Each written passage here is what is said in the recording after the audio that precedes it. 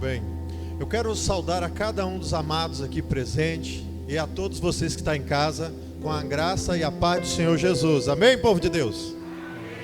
É muito bom estar na casa do Senhor. Estamos aqui e tenho certeza que o Senhor, como sempre tem feito, Ele vai trazer uma palavra de edificação neste momento para todos nós. Essa palavra que eu vou transmitir para os amados nesta noite falou muito ao meu coração. E eu gostaria que os irmãos abrissem então sua Bíblia para você me acompanhar no livro de Hebreus capítulo 12. Hebreus capítulo 12. E nosso tema nesta noite é a corrida da vida cristã. A corrida da vida cristã. Enquanto vocês estão abrindo então a Bíblia em Hebreus 12, você que está em casa também, abra a sua Bíblia, acompanha conosco. E eu quero até te dar uma dica. Procure se concentrar, como se você estivesse aqui presente aqui neste lugar. E você pode se concentrar, não se deixa se distrair com o que está em sua volta, mas que você prepare aí na sua casa esse momento para estar na presença do Senhor. E Deus, poderosamente, através da sua palavra, fala aos nossos corações. Hebreus capítulo 12. Antes da leitura, eu quero fazer um breve comentário. Imagine que você tem que participar de uma corrida dessas como Olimpíadas. E nessa corrida, para você ter êxito, você tem que primeiro treinar, não é verdade?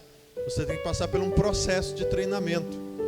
E quando a gente começa a treinar, a gente começa a perceber que o nosso corpo tem limites. Nós nos cansamos, nos fadigamos e na maioria das vezes, no começo, nós queremos desistir e não participar de nenhum tipo de corrida. Eu me lembro que quando eu estava na minha idade, na adolescência, nos jogos escolares, eu participei uma vez de uma corrida de 5.000 metros, só que eu havia treinado para de 100 metros rasos. Eu não tinha característica de correr 5.000 metros. Que era 5 quilômetros. Mas o professor de educação física insistiu que eu participasse. E lá vai eu para a corrida, sem treinamento para aquele tipo de corrida. Sabe o que aconteceu? Eu não consegui terminar a corrida. Eu me cansei e eu desisti. E tem 3 frases que geralmente os professores de educação física falam aos seus alunos quando estão no processo de treinamento. A primeira frase é: olha, eles conseguiram, você também consegue. Aqueles que venceram um dia essa corrida, você também pode conseguir. Essa é uma frase que é animadora, e eles sempre falam isso. A segunda frase que eles usam também, geralmente é: olha, se esforce, porque isso vai trazer benefícios para o teu corpo, vai ser bom para você e mais, você vai se sentir realizado. É uma conquista pessoal sua. Então, é uma outra frase de motivação que os professores utilizam. E tem uma terceira frase. E essa terceira frase é: olhe como os vencedores fazem, faça igual. Observe as estratégias, aprenda com eles, e você também um dia vai chegar lá.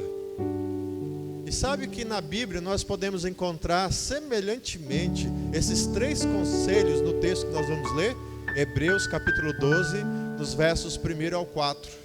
Nós vamos encontrar frases no texto, é claro, princípios que comungam com essas frases que o professor de educação física que eu citei aqui utiliza. Vamos lá o texto, Hebreus capítulo 12, a partir do verso 1. Eu vou usar aqui a versão NVI, que é a nova versão internacional. Diz assim a palavra: portanto, também nós, uma vez que estamos rodeados de uma tão grande nuvem de testemunhas, livremo-nos de tudo que nos atrapalha e do pecado que nos envolve, e corramos com perseverança a corrida que nos é proposta. Tendo os olhos fitos em Jesus, autor e consumador da nossa fé. Ele, pela alegria que lhe fora proposta, suportou a cruz, desprezando a vergonha, e assentou-se à direita do trono de Deus. Pensem bem naquele que suportou tal oposição dos pecadores contra si mesmo, para que vocês não se cansem e nem se desanimem. E no versículo 4, o texto diz: na luta contra o pecado, vocês ainda não resistam ou não resistiram até o ponto de derramar o seu próprio sangue. Vamos orar ao Senhor nesse momento?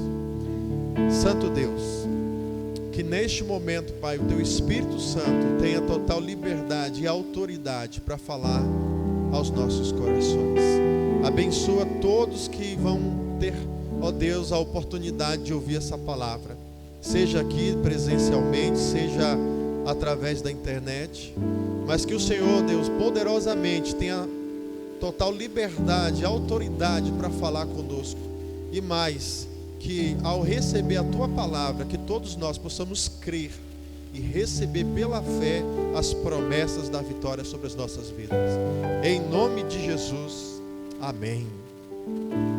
Amados, como eu disse, nós precisamos observar 3 princípios aqui nesse texto para ter vitória na corrida da vida cristã. A vida cristã, ela inicia no momento quando você tem contato com o Evangelho, com a palavra, e que você então, pela fé, lhe é revelada a justiça de Deus. E aí você então conhece a Jesus, o seu amor, você crê, você confessa Ele como Senhor da tua vida, ali você nasce, como Jesus falou, nasce de novo, e ali você inicia a sua vida, a sua jornada, a sua corrida na vida cristã. E nesse processo, nessa corrida, nós temos uma chegada, e a chegada será no momento quando nós chegarmos na presença do nosso Senhor Jesus, literalmente, seja pelo arrebatamento, seja pela nossa morte física, porque quem morre em Cristo, na verdade não morre, mas volta para o lar, descansa aos braços do Senhor. E no arrebatamento, todos aqueles que em Cristo Jesus foram vitoriosos na jornada dessa vida, nessa corrida cristã, vai ressuscitar primeiro, e junto com os que estiverem vivos seremos todos nós arrebatados e iremos encontrar com o Senhor nos ares. E diz a palavra do Senhor que estaremos para todos sempre com o nosso Senhor Jesus Cristo. Mas enquanto não chega o momento desse dia triunfal e maravilhoso sobre as nossas vidas, nós estamos num processo, nós estamos numa corrida. E nós precisamos estar atento a algumas coisas aqui importantes. Eu quero compartilhar com você. Primeiro, olhe para os vencedores. Repetindo, primeira lição: olhe para os vencedores, os que já venceram. Quem são eles? O versículo 1 diz assim: portanto, também nós, uma vez que estamos rodeados por tão grande nuvem de testemunhas. Quem são esses? Grande nuvem de testemunhas, ou seja, uma multidão de pessoas que são testemunhas, não das nossas vidas, mas testemunha do poder de Deus e de que Deus está presente e que Deus o sustentou mediante as provas de fé, mediante as lutas, mediante os desafios, e eles perseveraram firmes na fé, são os heróis da fé. E aqui no capítulo anterior, capítulo 11 de Hebreus, nós chamamos de a galeria da fé. Temos uma série de exemplos de homens de Deus e mulheres de Deus que venceram e pela fé estão com o Senhor. E o texto no capítulo 12 está dizendo o seguinte: olhe para eles, e eles foram vitoriosos, e assim como eles foram, vocês também serão. Eu me lembrei então da frase do professor de educação física, a primeira lição que eles falam: olha, se aqueles que venceram conseguiram, vocês também conseguirão. É a mesma coisa em outras palavras, mas o sentido é exatamente o mesmo.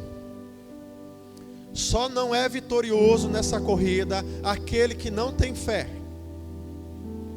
Portanto, nós não podemos abrir mão da fé.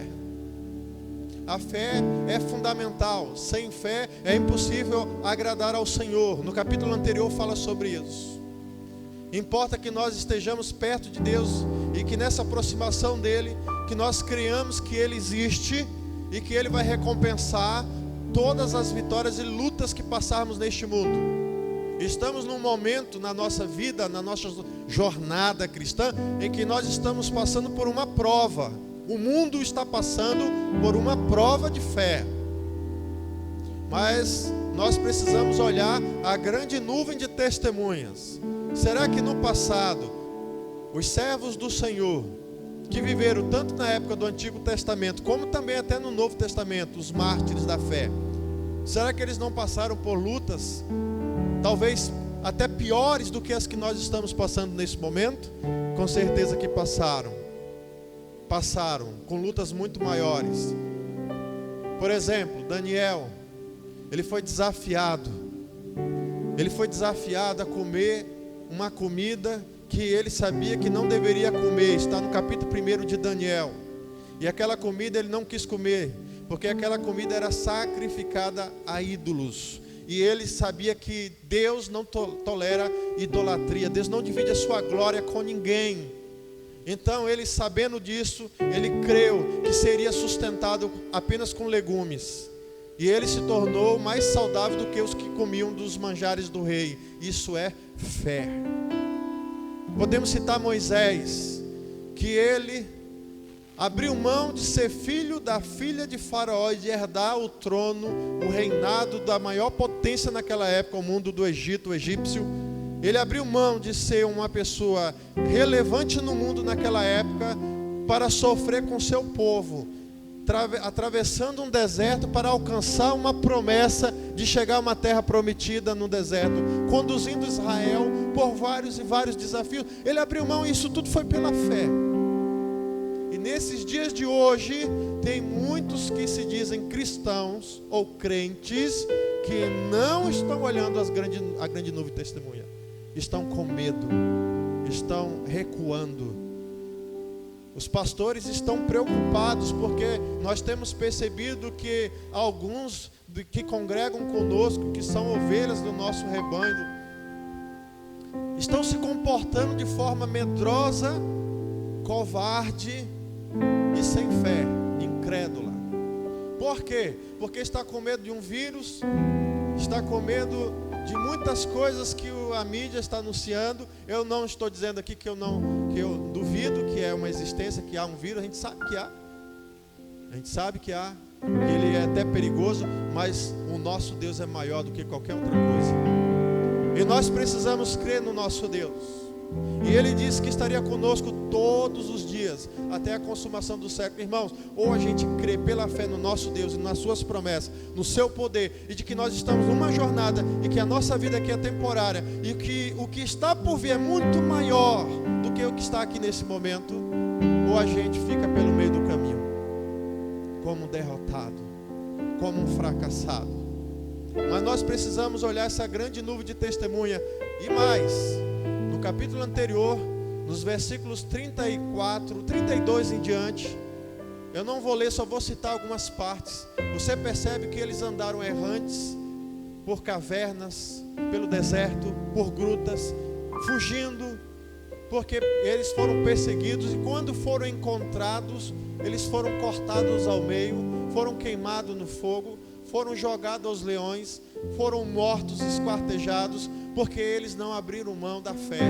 Eles não negaram a sua fé em Deus e em Jesus. E por conta de não negar a fé, eles foram mortos.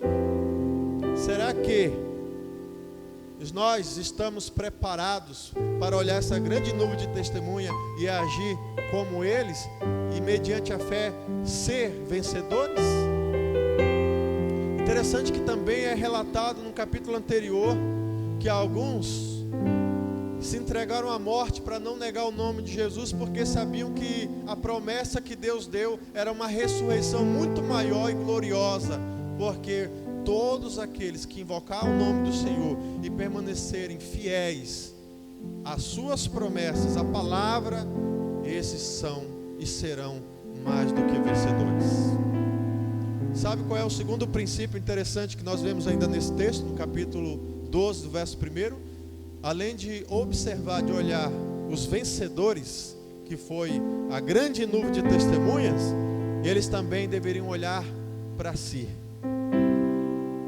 Como eu falei no início, o professor de educação física, ele dizia assim: olhem para vocês e na oportunidade que vocês têm de vocês também serem vitoriosos, terem a realização pessoal de um êxito, numa conquista, em uma vitória de alguma Olimpíada ou de algum jogo desses interescolares e mais, e que isso vai fazer bem para a tua saúde e para a tua autoestima.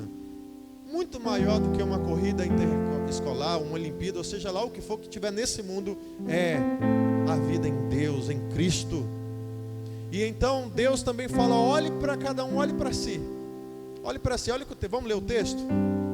Na sequência diz assim, após olhar a grande nuvem de testemunha, diz o texto: livremo-nos de tudo o que nos atrapalha, de todo o embaraço e do pecado que tão perto, que nos envolve ou nos rodeia, ou que tenazmente nos assedia, como diz a versão de Almeida, e corramos com perseverança a carreira, a corrida que nos é proposta.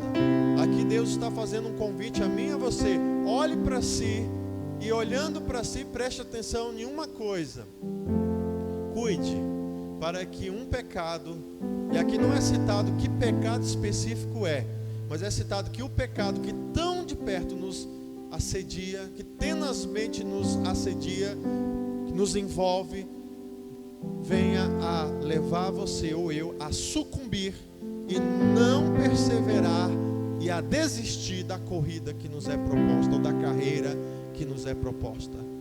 Eu me lembro, como eu citei aqui, uma vez correndo 5.000 metros sem treinar, eu perdi o fôlego, eu fiquei cansado, eu lembro que eu caminhava, não corria mais. E assim como a gente vê na televisão pessoas que também participam de Olimpíadas ou dessas maratonas, que chega à exaustão e fica se arrastando. Por quê? Porque algo está prendendo, algo está atrapalhando. Que algo é esse? Nessas corridas, a falta de preparação física, um desconforto, talvez um mal-estar, a falta de preparo ou de treinamento, enfim. Mas aplicando para nós hoje, o que pode ser? Esse pecado aqui, dentro de um contexto que está falando de fé, então a gente pode interpretar e compreender claramente que é um pecado que é tudo que é ao contrário da fé. E tudo que é ao contrário da fé chama-se o quê? Incredulidade. Incredulidade. O povo de Deus está vivendo muitas vezes na incredulidade. Medo. Quem tem medo é porque não confia em Deus. O que o Senhor fala na sua palavra? Uma série de textos nos mostram a presença, o cuidado, o amor e a proteção de Deus. Ele diz em vários textos: elevo os meus olhos para o alto e pergunto: de onde virá o meu socorro? O meu socorro vem de quem? Do Senhor.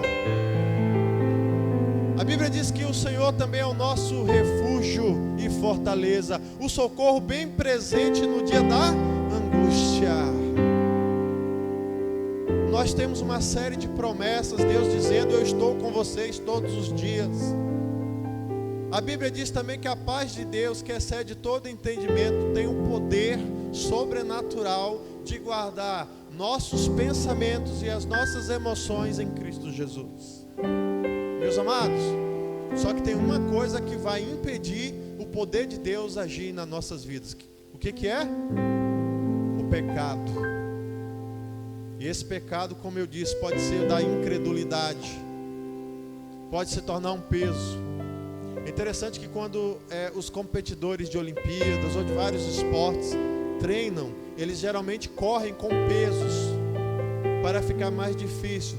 Para quando for a corrida de verdade, o peso é tirado para que eles tenham mais habilidade, mais capacidade, mais competência para poder vencer os outros que estão competindo e chegar em primeiro lugar.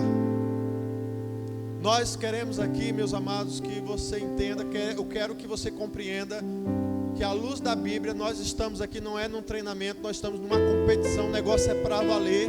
Então não brinque, tire o peso, tire todo o peso, tudo aquilo que atrapalha, diz o texto, tudo aquilo que está te envolvendo, tudo aquilo que está te enganando, tudo aquilo que está fazendo você perder a visão. As pessoas estão se distraindo muito fácil, perdendo o foco, perdendo o pensamento, perdendo a visão em Deus. O nosso mundo não é aqui, a nossa casa não é aqui, o nosso ideal não é aqui, o nosso propósito não é aqui, nosso foco não é aqui, a nossa jornada não é para estacionar e permanecer aqui. O nosso alvo é Cristo, a nossa glória é a presença dEle. O nosso objetivo é alcançar a presença eterna do Senhor, a vida eterna. E essa vida eterna você vai alcançar e você vai obter se você abandonar a incredulidade e o pecado que te torna um perdedor. Portanto, não seja perdedor, não seja um fracassado. Está nas tuas mãos, depende de você, porque a parte de Deus Ele já fez. Então Deus está dizendo, olhe os vencedores, mas também olhe para si e veja, analise, compare o que eles fizeram e o que você está fazendo. O que eles fizeram foi abrir mão das paixões carnais, abrir mão dos desejos da carne, abrir mão de tudo aquilo que satisfaz o eu, para fazer a vontade do Espírito, a vontade de Deus. E aí eles foram prósperos na carreira ou na corrida que lhe foi proposta. Agora vamos ao terceiro princípio, que vai do versículo 2 a 4. E eu creio que é o principal. É importante sim olhar os vencedores, sim, porque nos estimula e nos dá a possibilidade, a sensação de que é possível, e sim é possível. Segundo, olhar para si é importante porque olhando para a gente percebe, fazendo uma comparação com o que a Bíblia nos ensina e com aquilo que nós estamos vivendo, se estamos ou não no propósito, se estamos ou não na fé, se estamos ou não nesse processo de elevação a uma vida superior, uma vida maior, a um alvo maior que é Cristo, que é o mundo espiritual. Mas em terceiro lugar, nós temos que olhar para Jesus, olhar para Cristo. O versículo 2 diz assim: tendo os olhos fitos em Jesus. A versão de Almeida atualizada diz: olhando firmemente para Jesus. O que é os olhos fitos? O que é um olhar firme? É um olhar que não se abala, é um olhar onde nós olhamos e não tiramos a nossa visão, não perdemos o foco. Não perdemos o foco. É interessante que esse negócio de foco, quando você, por exemplo, está filmando, você já viu? Quando você vai dar um zoom, a imagem perde um pouco o foco, fica desfocado. Então é isso que o texto está dizendo: não fique desfocado com Jesus, mas para onde Ele for e onde Ele estiver, que os seus olhos estejam fixos nele. Por quê? E tem uma razão. Por que é importante olhar para Jesus? Porque Ele é o Todo-Poderoso, Ele é o vencedor, Ele é a vitória, Ele é a glória, Ele é o eterno, Ele é o que ama, Ele é o que protege, Ele é o que sustenta, Ele é o que dá vida e dá vida em abundância. É Ele que te criou, Ele que te amou, Ele que deu a sua própria vida por você, é Ele que te resgatou, é Ele que fez por tudo e fez por todos, todo um processo de prova de amor, de derramamento de sangue, para que nós pudéssemos um dia cantar a canção da vitória e cantar alegres e jubilosos e dizer: estamos aqui na presença de Deus, glórias ao Senhor, santo, santo, santo é o Deus de Israel. Estamos aqui, Ele protegeu, Ele cuidou, Ele sustentou e Ele nos deu a vitória. E nós precisamos olhar nele por isso, porque ele é o autor e consumador da nossa fé. É aquele que colocou fé no teu coração, é aquele que sustentou a fé no teu coração, e é aquele que proveu quando você estava fraco, de te levantar e te colocar de volta no caminho, na fé em Jesus. Meus amados, mas quando a gente não olha para Jesus e perde ele de vista, a gente se perde. Eu me lembro de uma história que minha mãe me contou, que quando eu tinha cerca de 4, 5 anos de idade, ela foi ao shopping em São Paulo e ela se distraiu, e estavam lotados, véspera de Natal, e eu me perdi. Por que eu me perdi da minha mãe? Porque meu foco estava nos brinquedos, e ela então botou anunciando uma criança assim, deu as características, está procurando, e ela desesperada, e agora roubaram meu filho, e aquela coisa toda. E aí procurando, foi me achar numa seção, departamento de brinquedo. Eu estava lá num carrinho, brincando de boa. Sabe, essa história relata também no mundo espiritual, que muitas vezes a gente começa a se distrair, perde o Senhor, aquele que cuida, aquele que protege, aquele que provê a nossa vida, nosso cuidado, a nossa proteção. A gente perde de vista o nosso Pai Celestial e nos distraímos com este mundo e vamos brincar no mundo, e nós ficamos vulneráveis ao mundo. Nós precisamos entender que para não se perder neste mundo, é necessário nunca perder Jesus de vista. Porque se a gente parar de olhar para Jesus, a gente vai se distrair com o mundo e vamos entrar numa vereda de destruição, ainda que não pareça que é destruição, mas certamente sem Cristo é derrota. E continuando o texto, diz assim: ele, Jesus, pela alegria que lhe fora proposta, ele suportou a cruz, ele desprezou a vergonha, a ignomínia, e ele, depois de conquistar pela cruz, pela sua vida em morte na cruz, Deus o ressuscitou dentre os mortos no terceiro dia, e diz o texto que ele então assentou-se à direita do trono, à direita do nosso Deus, o Pai. Mas ele fez tudo isso pela alegria que lhe estava proposta. Que alegria é essa? Qual é a maior alegria no coração de Jesus? A alegria que traz júbilo ao coração de Deus. Os homens não têm noção do amor que Deus tem por nós. Sabe qual é a maior alegria que Deus tem? É quando você entrega a sua vida a Ele. É quando você olha para Jesus e fica firmemente conectado nele, e nada distrai a sua atenção, nem o mundo, nem o pecado, nem as tentações, mas você está o tempo todo pensando, orando, comungando com Ele. E Ele, por esta alegria de ter você, de ter nós, de ter a igreja, de ter o seu povo com Ele, Ele suportou a cruz e não fez questão da vergonha que Ele teve. Ele passou uma grande vergonha.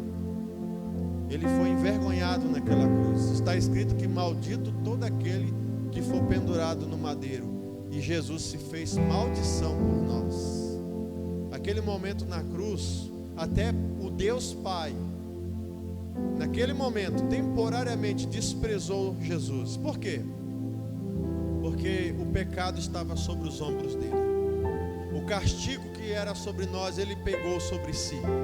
E ele suportou sobre si aquele momento de injúria, de acusações, de blasfêmias, de ironias, maltratos, enfim, tudo isso ele suportou. E a maior dor que eu imagino que Jesus teve não foi a dor física, mas foi uma dor emocional e espiritual, de perder a comunhão temporária com o Pai e com o Espírito Santo, porque ele ficou sozinho naquela cruz, sozinho. E ele fez tudo isso porque ele tinha no seu coração que ele seria alegre em ter a satisfação de resgatar os que haviam se perdido, porque ele veio a este mundo buscar e salvar aqueles que haviam se perdido. E dentre esses faz parte eu, vocês e você que está aí na sua casa também. Deus, Ele tem um plano para a sua vida. Ele derramou o seu sangue precioso para salvar você. Portanto, olhe para Jesus. o autor e consumador da nossa fé. E Ele está sentado ao trono, à direita do trono. E no versículo 3 diz: pensem bem naquele que suportou tal oposição dos pecadores contra si. Na outra versão diz: considerai, considere aquele que suportou todo castigo, todo pecado, tudo aquilo que era nosso, Ele pegou sobre Ele, sobre si. Considere o que Ele fez. Mas será que nós estamos considerando o que Jesus fez por mim e por você? Ou será que o nosso pensamento nesse momento é só pandemia? Pandemia é vírus, é medo de morrer? Meu amado, a Bíblia deixa claramente, Jesus falou de, olha, não teme os homens, que pode no máximo tirar a tua vida. Antes temei a Deus, que pode fazer tanto o corpo como a alma perecer no inferno, mas também pode tirar do inferno. Nós precisamos temer a Deus. Todos nós vamos morrer, seja por idade, seja por um acidente, seja por uma doença, não importa. Mas, meu amado, Jesus falou em João capítulo 11, quando Ele falou de ressurreição, Ele ali ressuscitou Lázaro, e Ele ali, aquela multidão, Ele falou: olha, aquele que crê em mim, ainda que morrer, viverá. Não estará morto eternamente, mas viverá. Vocês creem nisso?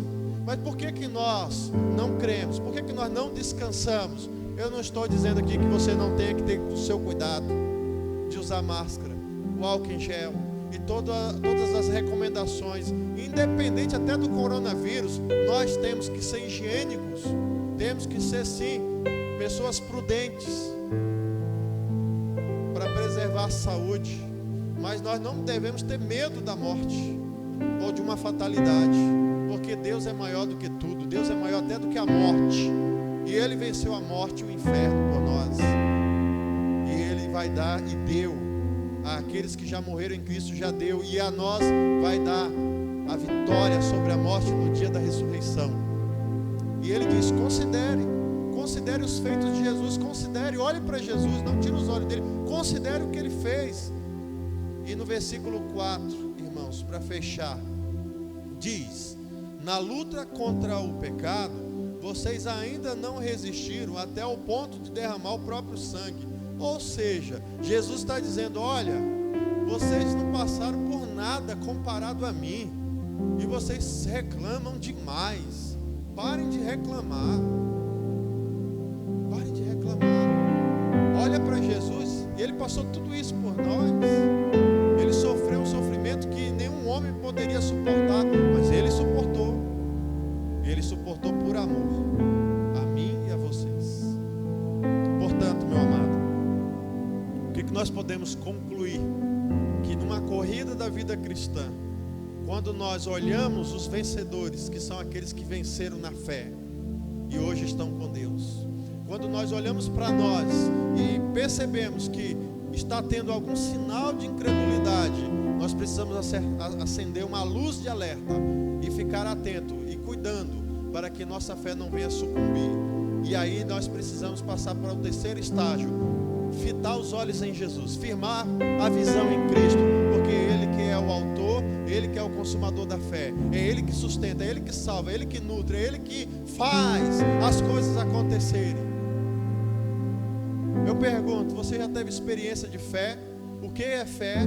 Fé move o sobrenatural.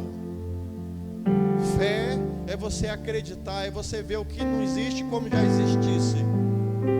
Fé é a convicção de coisas que você não está vendo, mas você espera e você tem certeza.